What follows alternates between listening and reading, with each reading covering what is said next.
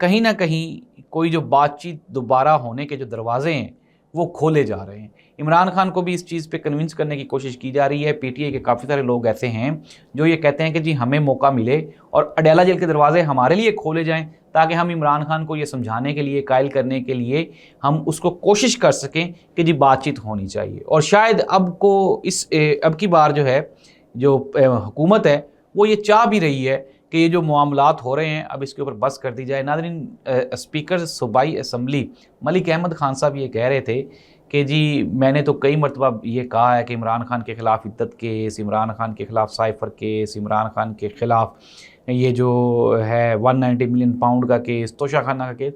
उन्होंने कहा मैं इसके हक़ में ही नहीं हूँ। मैं ये समझता हूँ कि ये जितने भी केसेस हैं ये गैर इखलाकी, ये इमरान खान के खिलाफ नहीं होने चाहिए थे और बातचीत के ज़रिए मामलात को हल करना चाहिए। तो नाज़रीन, हुकूमती जो तगड़े लोग हैं वो तो ये कह रहे हैं।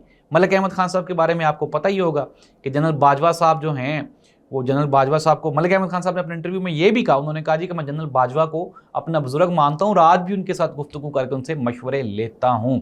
और साथ ही साथ ये भी बताया उन्होंने कहा जी कि ये जो जनरल बाजवा साहब को इसलिए एक्सटेंशन दे दी गई कि मियां नवाज शरीफ ने कहा कि अगर हम जनरल बाजवा को वोट नहीं देंगे तो आर्मी के अंदर डिवीजन पैदा हो जाएगी, पोलराइजेशन पैदा हो जाएगी, जिसका मुल्क को नुकसान होगा। तो मियां साहब ने बड़ेपन का मुजाहरा करते हुए इसलिए जनरल बाजवा साहब को एक्सटेंशन के लिए वोट दे दिया।